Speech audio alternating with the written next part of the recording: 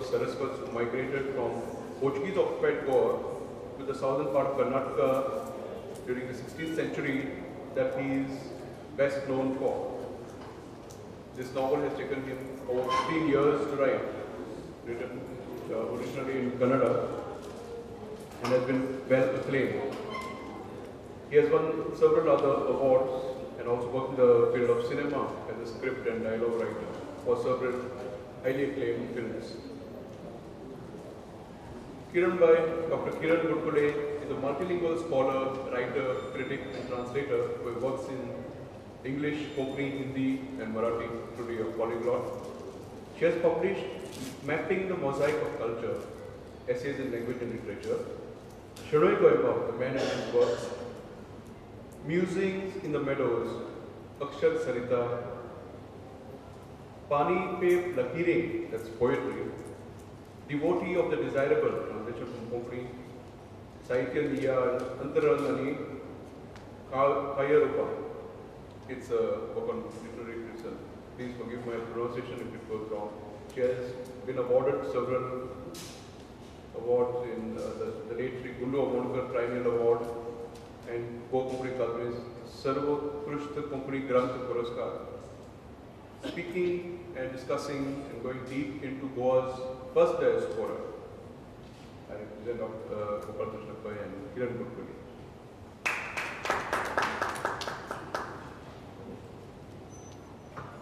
Friends, I welcome you once again to another round of discussion.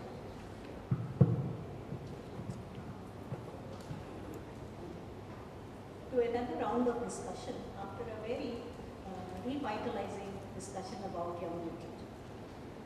This session is going to take us into apparently the hoary past of Goa. The session, as you can see, has been called the first Goan diaspora. I would call it perhaps the first known or identified diaspora. Significance of this discussion to follow is certainly because of the writer who took keen interest in an issue that has always been like a splinter at the heart of a Konkani individual. Whether that Konkani individual lives in Goa or is relocated elsewhere, the kind of compulsive migration or the self-exile into which people had to go has remained with them, and the Goan folklore, the Konkani folklore in Goa as well as elsewhere is replete with this. I believe the folklore is the barometer of a community's pressure. That an individual should spend about 20 years of his life doing research on the work that he writes after he retires from service, when he has had other works published, and he looked through not less than 4,000 sources for research. What does that mean to us? Before I ask any question, I would like to make this one last comment. I think this discussion underscores the mystique of Indian writing and Indian ethos, because the novel that we are discussing deals with a very minuscule society or community which has been also split asunder because of migration that is forced on them by circumstances. But that is not enough. The novel is not written in the language of that small group which is Konkani. It is written by a Konkani speaker whose forefathers, ancestors went through that traumatic experience, but he writes it in Kannada and he puts it in cold storage for not less than 5 years, thinking that who would be interested in this tale? And then when it comes out in Kannada, it goes into another edition within 3 months. And you will see that it has also backed for itself not just the Karnataka Sahitya Academy and the Central Sahitya Academy Award that is only incidental. It has been proclaimed by connoisseurs and literateurs like Professor A. Anantamurthy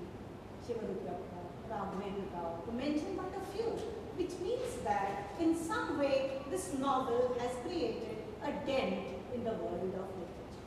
I would first ask, the obvious question is, what drove you to this after so many years, and why the title Swapna Samsya? Because it was a nightmare to go to see.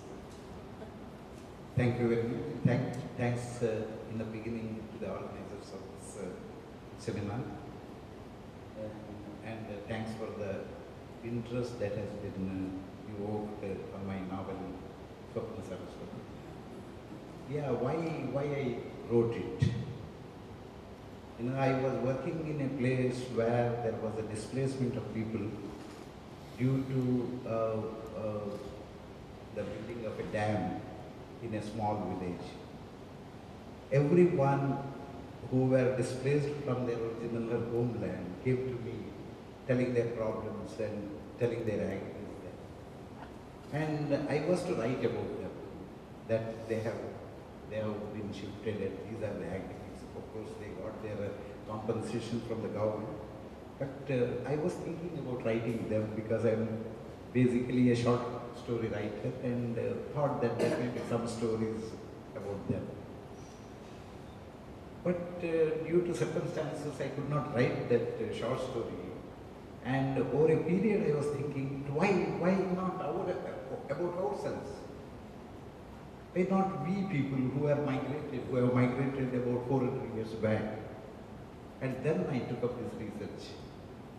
You know, I had to travel from Ratnagiri to Cherthalai, south of Cochin, for about 60 times in search of the material. At one point of time, I came to know that there were about 22,000 families fled from this place. You know, just before that, a couple of years ago, there was a cholera that spread in this part of land called something like Mordesi, something like that. And at that time, around 3,000 families died. And in 1560, about 22,000 families fled from this place. And there were records till now, even now, in Lisbon library, which was hitherto not, exposed to the public. Now they have opened it to the public. That was the condition, you know, which made me interested that one of them is my ancestors. So I thought that I'll write about them, you know. And maybe when they say that there are 22,000, there may be 22,000 stories, how they lived. And at one point of time, what happened was they were asked to leave their place overnight. Tomorrow morning you should not be here. That was the dictum that has been forced on them.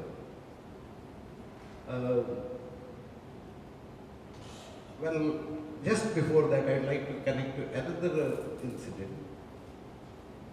I have noticed here, even including in this conference, in this festival, that most of the people, when they talk about Goa, Goan history, they talk only about the 500 years old history only.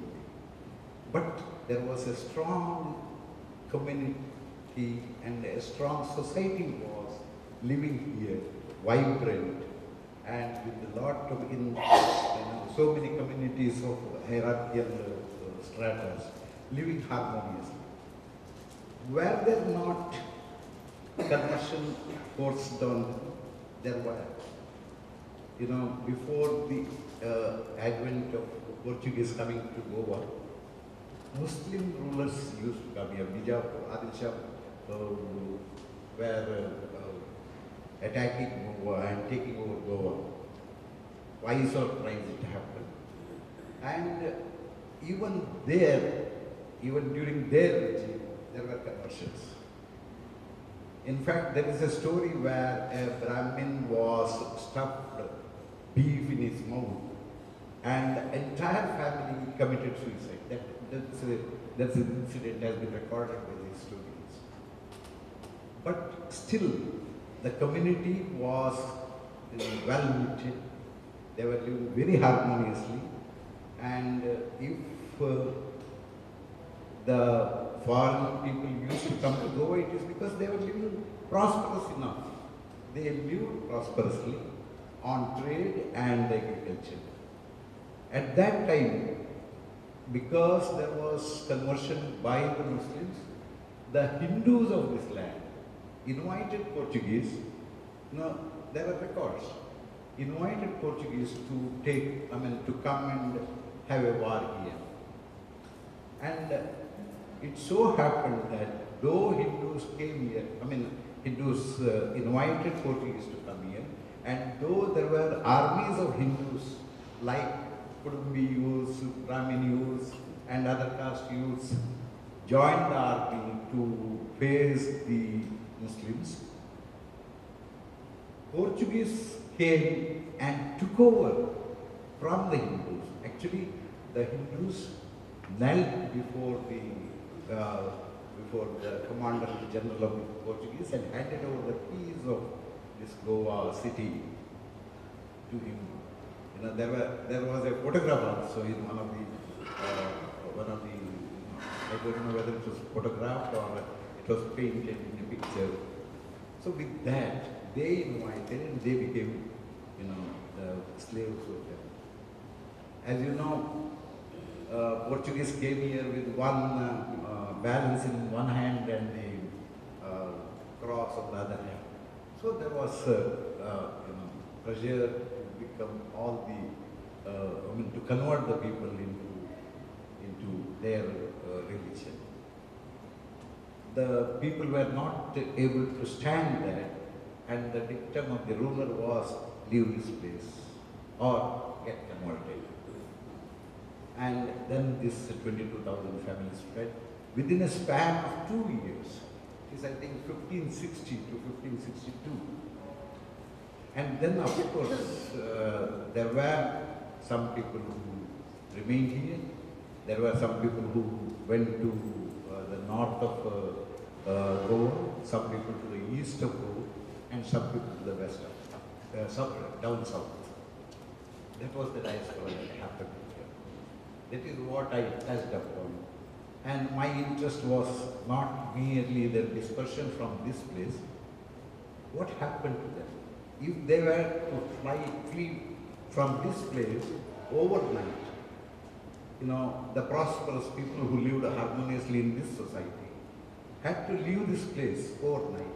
What could they have taken with them? And how did they travel to the south? Why did they travel south? And on the way, what happened? Because there was nothing in their hand. There were women, there were children, there were old people. Then what happened? And how they? So today, if you look at those sites, south of Goa, up to Cochin, almost every family, it's not only the Brahmins I'm speaking to, there were Kudumbis again joined them. They are prosperous enough.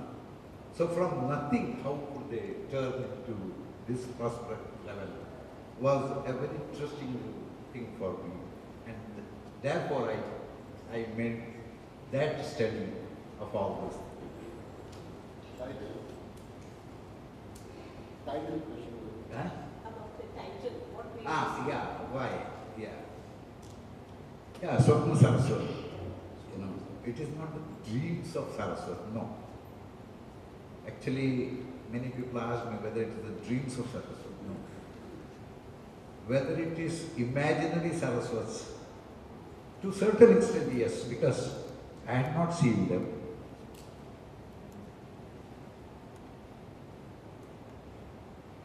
I had only heard of them over a period, probably after about 40 generations, if not more than that. Because at that time, the children used to get married at the age of, say, 12 or 13, and by 18, the first grandson would have this thing. By the time this old man happens to be about 50, 60, he would have got a great grandson also. That was the case. So, I had not seen them after 40 generations. Then Saraswat, whether they were really living, whether they have taken the actual names from the history straight, no. It was, I call this as the work of fiction. It was peppered by the historic events. So to say, it was peppered by many other, things that we have in our literary works. Like I have taken legends, I have taken folklore, I have taken surrealism, then anything, even I have taken even the grammar books that when I read. I have extracted one exact grammar, one sale deed which happened about 300 years back it was submitted to the government in the free India. It was India ruled by the British. That time, some deed was there. I have taken that. So then I thought that when my characters in the novel are not real, it's only imaginary. I thought that I will name it as Swapna Saraswati. I asked this question about the title because when you say Swapna Saraswati, to any person who's steeped in Indian literature, the first thought that comes to mind is Bhasa's Swapna Vasavdatta. So I have always been thinking is that, and that Swapna Vasavdatta has a dream as a particular literary and narrative device which is very significant. It is supposed to be one of its earliest uses, which is now being used in films, etc. So I thought it was that kind of a connect. But what is interesting is, in this discussion, the author has placed his finger on the society's tender spot, as I call it. That a society gets conquered when it does not have the inner resilience to withstand an aggressor. You can also see that it was a society possibly, I only say possibly because we have no evidence, that it felt persecuted by one set of alien rulers and it wanted a change. In fact, there was, in our folklore also, there is a saying to support this, that there was handing over of the authority even to the Muslim rulers. I remember a line which says, Attar attar jhad, kattar kattar pan, attar attar jhad, kattar kattar pan, ailo Musalman, takappagidi dilita. That means it is like you are handing over. So was there this kind of a certain thing that evolved? I can't say it's a temperament. No people are such a temperament. What made them like that? And then you can see that they wanted to switch from one to the other, and we have come to this situation. I have one question to ask of him because he's been a part of the diaspora. And the ancient diaspora have been those that have moved out because of religious persecution, the earliest being the Jews. But today, we do not think of the diaspora essentially as people who are driven into a kind of, faraway lands. They are compelled, even those who need to go by choice and make a home away from home, they do form the part of the diaspora. Now, you have been away at least for, say, a few generations. What do you think must have been the challenges and the traumas of this society that migrated, and how you have fictionalized it? How have you underscored that aspect, if you have anything? Yeah, first, the trauma and this thing was overcome by the fact that they loved their language very much. Even after 400 years, they did not forget the language that they have taught now. They are still talking in the same. Even whenever there are two people who have gone from this land meet, even today they speak only in that language. That has bound them very strongly together. Second thing is, even in their folklore, there's a wonderful poem that I would like to tell you, which I have used in my novel, that when they have migrated to some other place, they have tried to become one with the nature one with the animals, one with the birds, and everything, even with the gods. They have taken the gods of that side, as their own. For example, Tirupati Venkatramana is one of their very favorite god. And although there is a Kula Devata, the family deity on the other side.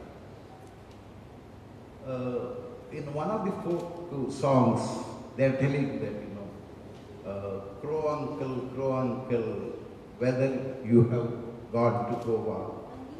Yeah. Yeah. Kak mama, goyangelal well. Amunule Bamna dekilwe means, have you seen the husband of my child? It's a lullaby. Have you seen the husband of my child? Amgela Amunule Bamna dekilwe. The Bamna yattamalave. As he told that he will come back here. Amgela Amunu yocha sanglave. Even today when I hear that song, it's simply, fascinating. And that folklore again made us connected to Goa. We have gone there, and this was under the rule of Portuguese for about 400 years. We were unable to enter this. Although, a common man could not have entered Goa so easily, though there were some visa taking and other things, they used to come. And, but there was an evening to come to Goa in each house. That is because of, again, this language. And God, of course, they had taken the God, that is what the legendary stories tell. But I would say that mainly the Saraswat Brahmins, I call them Saraswats because there are so many varieties of Saraswats. There are Saraswat people, Gaud Saraswats, Rajapuri Saraswat, and so many other Saraswats. I put them in one bag. I call them only Saraswats. In each house, there was a temple. I don't know whether it is still prevailing in Goa today, but most of the major big houses had their own temples in their house. And a priest was appointed in that house, for full time as this thing. And they had that casket of the gods with them, and that they have taken, not the idols of, heavy idols of bronze or, they had not taken, they were unable to take. If there's only one incident, this thing I get is that there is one temple in Shirali where there is an idol that was transported from Goa to that place. There is no other, idol incident is there. So with that, what I felt was that the language that has been taken, then, in Konkani, there is no plural. Everyone used to tell it's in singular only. Even if his father or the grandfather, we used to call them tu, not to me. That is like, in English also that's the thing. In English it is called as you. So therefore, they used to call the man as mama and the woman as maiye, whoever we call.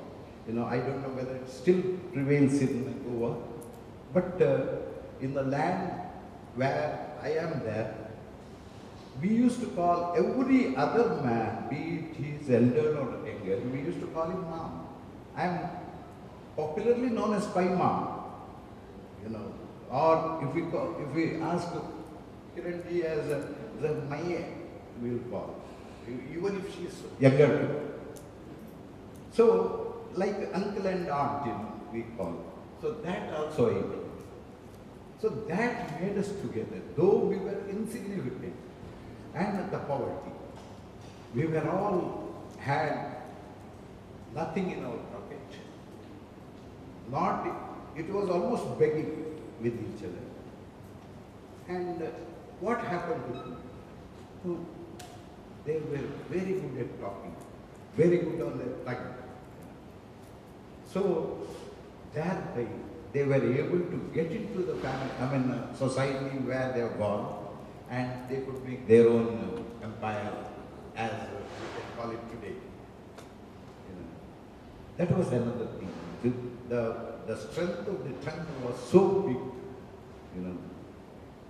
There was another thing else, like the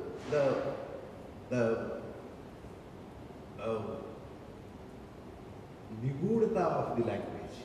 This language was unheard by the other South Indian people. They could not decipher it, what it was when we talk. In Karnataka or in Kerala, if somebody talks in Konkani, in the speed in which they are usually, conversant, the other people never understood it. So there was an identity of the language also in that. So with that, they could manage to have the business very easily. They could have built up their business. And apart from that language, there is a Gupta language also in this thing. So with that, they could maneuver the business tycoons of Arabia, or the Musalman, the Zamorin of Calicut, and the Nawaites of Budkuley, and have a flourishing trade and could use that. This brings us to some very interesting sociological observations. The discussion seems to, at the beginning, be preoccupied with the religious persecution and its aftermath.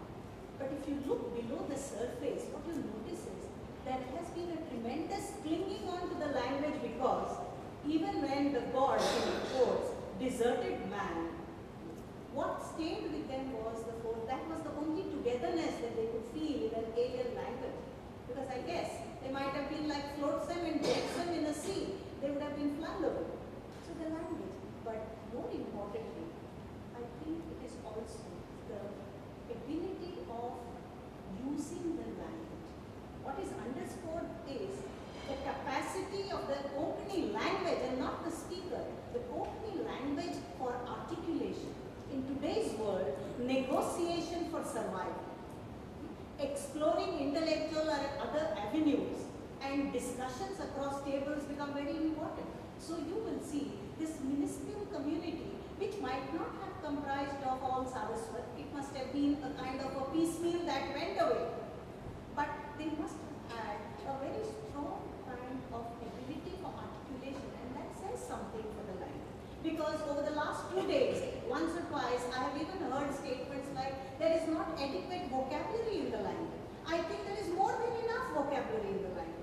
And it is something you will say, but when I speak to the court of the Zamuri, or when I speak at the Princess of Budkuley, I am not speaking in Konkani, very much so. But what feeds my discourse in another language is the articulation that my language and the intellectual ideas that my language has facilitated. So you can see how the significance of holding on to one's first speech, the native speech, comes forth. But I have one interesting question for you. This is about a faraway, small tribe. We call it community for the sake of convenience. And the book became a roving success in a completely different group of in a place where there is a Dravidian language. Okay? What drove them to the tribulations of this community? How did they identify with it? Certainly they will not identify only with the religious persecution case. What was it that appealed to you think? Was it the fiction that you created, your narrative skill, or was it some of the very contemporary techniques that you have used? I am told even the use of magic realism has been undertaken by you. But what appealed to your Kannada reader? Look here, this type of experience is unique to the Saraswats in the South India. There is no other community which has undergone this type of exodus or the migration in South India at least. For that, the exodus of the other, the history of exodus also is to be taken. This exodus particularly, you see now we have got Jews, we have got Parsis, we have got Kashmiri Pandits, there are so many communities. But religious exodus was, and one of its only kind in South India, was happened only to the Goan people who have migrated. It was, there are three types of migration what I usually understand. One is an optional migration that I want to go. Second is by the nature, there may be an earthquake, there may be natural calamity, floods or anything. Then there may be an exodus. Then the third one is political migration. If the king changes, there are so many small places in Karnataka itself where the kings often have changed. Like, for example, Kodavas. But a large scale exodus took place only to Saraswati. I would say, when I say Saraswati, it's Govans, the pre-converted Govans. Now there was another exodus from this place after about 200 years towards south again, where lots of Catholics migrated from this place about 200 years back. That also I have recorded in my novel. But till now there is no other community. So that was unique.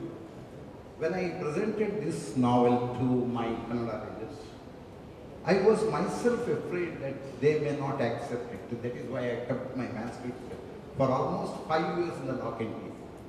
I was not, eager to present it to any of them because it was a huge work, about 500 pages, and the investment in the books is very high.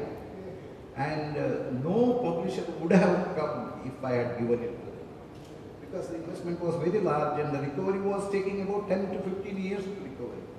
So I was afraid. But just before that, since I had published one of the short story collection, which immediately was accepted by the Kannada people, my publisher came forward and took a risk actually. At the end of it, I was thinking about it, and I have to justify my publisher.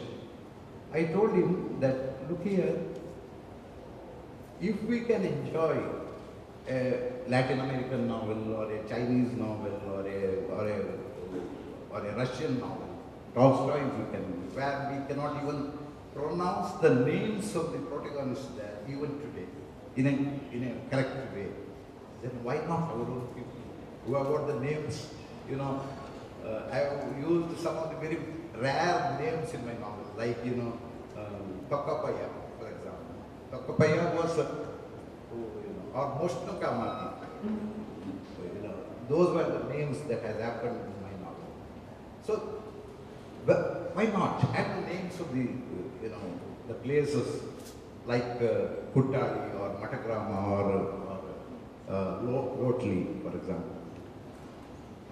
I tried to justify him that this will be accepted and you take it, and he took it. He took a big risk in publishing it. How it was accepted by the Kannada people? One is probably the narration. I come from using almost minimal words to express the maximum because of the tuition I got from the modern writers like Namurti or Adiga or people like that. And the picturesqueness that I have used, everything was very vivid. Even their walk or their travel by the cars from Verne place here to the south, through Majgai, to Karwar, to Kundapur, Udupi, like that, going on the way. It was very, very picturesque. So that might have taken. And the story itself had the lyrical quality in that. It was not my lyricality that. And I, of course, tried that the lyrical quality has to be there, because when I wrote it when I revised the draft for the sixth time, I read it myself in a louder tone, because I wanted to have it a sort of Quran reading, That type of tone has to come. So several experiments I did before I went to the publication. publication. And the lyricality was there. Then the technique of the story, the best technique that we have is Vyasa, who did his great epic Mahabharata, where the grandfather is telling the story to his grandson about his grandfather. There are already 6 generations there. That technique I used. I started, the grandfather is telling the story of his grandfather. It starts it commences in the place where I was to start my protagonist's life, in a place called Kumble, and in the first page itself he jumps to Verne. From there it starts. Then of course surrealism, magic realism, all those things, and the hope. So all those techniques I used. That might have been the case for accepting this thing. This. I would like to make an observation that if the book had been available in Konkani, then perhaps people would have got a kind of a feel of the techniques that he has used, and perhaps it would have led to a greater perception of what he says. Because the word of the author, after the book is published, the word of the author ceases to be. The book speaks for itself, and we are told that the book is in translation in English, in Malayalam, in Tamil, in Telugu, in Bengali, and we await its publication in Konkani. It's, I'm told, ready in the Sahitya Academy. So as and when that comes. But my personal take on why that work must have been so popular with the Kannada readership is, I think simply because it tells the struggle of survival. The struggle of survival of the marginalized always has a universal appeal. And when it goes over generations of that outcome of the struggle, it becomes even more poignant. We look forward to having a discussion on the novel when it is available in Konkani. So before we wrap up, if there are any questions, Lots of questions. I thought there won't be time for question answer, but this quick question. Whenever there is an exodus, it is never of one community. It's community in the sense of village or entire community, like Marquis in his 100 years of solitude. It is not one family that goes or one keen people. Besides that, other community, like barbers, like other washermen, other community also goes. So how is that? I don't know whether I'm sorry, I'm not ready, but how is that it is not mentioned here? Yeah, I have mentioned. There are about several people. Actually, I told you, there were 22,000, and I had ample opportunity to explain all those things. And it is not one family that I have been concentrating. When they start from this place, well-named, it was 44 families there who started together at one night. And 4 other families come and join them on the way. So 48 families have started from this place.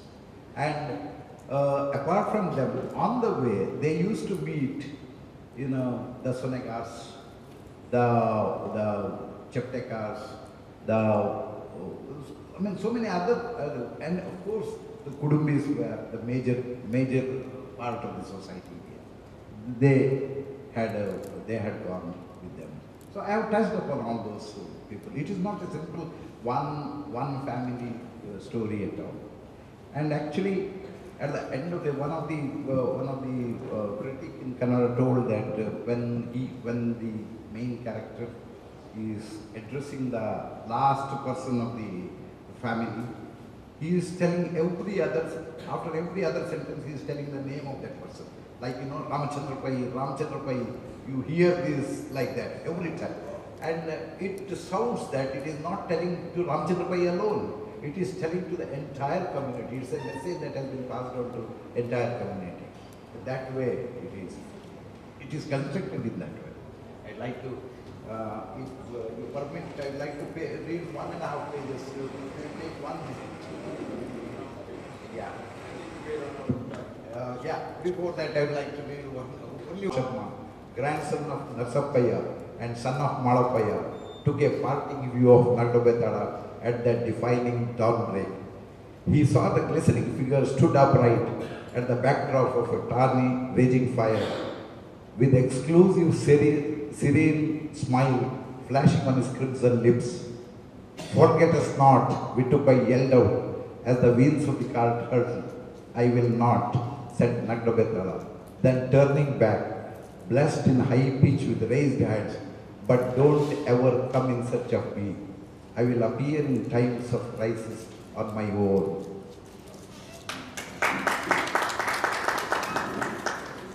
One thing, you have traveled 60 times, you said, up and down.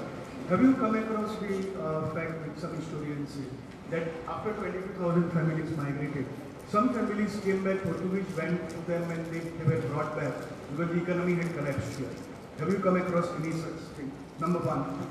Yeah. Number two is a quick answer, where this is so much of research you have gone into. So don't you think that besides a fiction, it is a novel, it has a value of a great non-fiction research book? Yeah, both I say there is a lot of matters for this thing, and in fact now that the library at Lisbon is open, anybody can go there and find out any of the stories and try to seek out. Second thing is whether anybody has come back. They had